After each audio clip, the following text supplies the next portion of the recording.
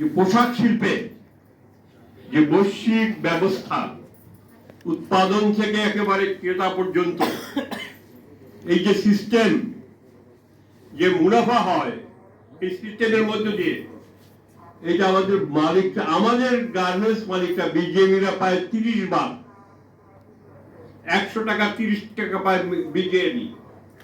তা দিয়ে আমাদের বেতন টেতন দেয়, ওরাও ঠাট বাটে চলে, গাড়ি টাড়ি কিনে, অনেকগুলো বাড়ি কিনে, অনেক কিছু করে এই 30 টাকা দিয়ে। আর 70 টাকা কে খায়? বায়াররা।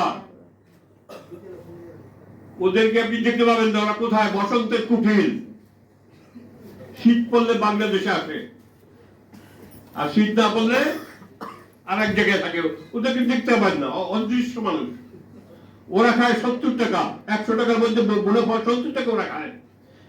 আমরা আবহাওয়া জোট বলছি বৈশ্বিক ভাবে, আন্তর্জাতিক ভাবে যেই তৈরি পোশাকের এই যে উৎপাদন ব্যবস্থার মধ্যে যে ন্যায্যতা প্রতিষ্ঠা করতে হবে, হিস্সাটা ন্যায্য হবে। আমার মালিককে উৎপাদন করেন, আমার শ্রমিকরা গতর খাটেন, এই মুনাফা তাদেরও অংশীদার আছে।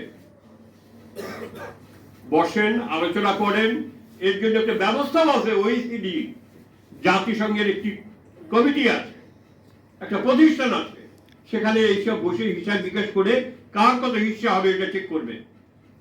সেখানে এই ইয়েতে ব্র্যান্ডগুলো যায় না, তাদেরকে ডাকা হয় যে তোমরা আসো, বসি, কথা বলি, কার কত লাভ লোকসান দেখি, কিন্তু বায়াররা সেখানে যেতে রাজি না। এই আবহাওয়া জোটের পক্ষ থেকে আমরা ওইসিডিতে মামলা করেছি। দেখা যাক, গলায় রশি লাগাইছি, এবার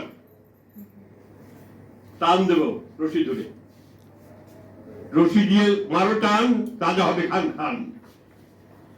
এই যে বড় বড় ব্র্যান্ড গুলো, এই যে মুনাফা 70 ভাগ খায় ওরা,